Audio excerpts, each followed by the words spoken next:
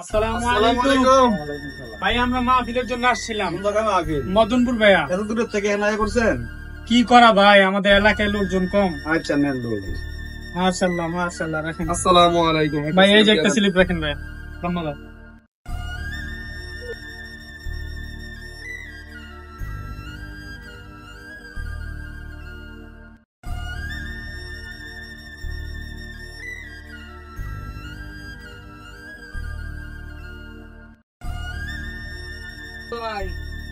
আসসালামু আলাইকুম। ওয়ালাইকুম সালাম। ভালো আছেন ভাইয়া? আলহামদুলিল্লাহ ভাই। ভাই আমরা মাহফিলের জন্য আসছি, যদি কিছু সহযোগিতা করতেন ভাই। কোন জায়গায় মাহফিল ভাই? ভাইয়া মদনপুর। মদনপুরের তেইছেন রূপগঞ্জে মুড়াপাড়ায় আপনারা টাকা তোলার জন্য।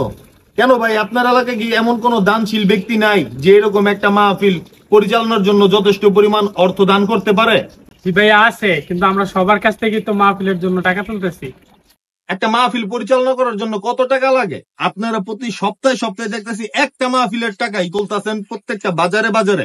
আমার কাছে আপনারা কয়বার চাইছে জানেন? আপনি চাইছেন, আরো বিভিন্ন ধরনের লোক একই মাহফিলের জন্য আমার কাছে টাকা চাইছে। কেন ভাই কোট খেয়ে গেলাম। এই আপনাদের মাহফিল কমিটির সভাপতি কে? আসলে ভাইয়া হয়েছে কি, আপনি জিনিসটা বুঝতে পারতেছেন না ভাইয়া। বুঝতাছি না মানে? আপনার সভাপতিরে ফোন দেন, আমি আপনার সভাপতির লগে কথা কমু। যে আপনারা এই যে ছোট ছোট বাচ্চাদের দেখা যাইতেছে অনেক সময় আপনারা পাঠাই দিতেছেন, তারা কি আদৌ থেকে এই টাকাটা নিয়ে আপনাদের এই মাহফিলের সমাবেশের জন্য যে টাকাটা কালেক্ট করতেছে সেটা আসলে কি তারা দান করতেছে কিনা সেটা আমার জানতে হইব। আপনার সভাপতিরে কল লাগান। মানে সভাপতির ফোন নাম্বার আমার কাছে নাই ভাই। সভাপতির ফোন নাম্বার নাই তোর কাছে? তোর টাকা তুলতেই তো গেছে গাটা বেটা।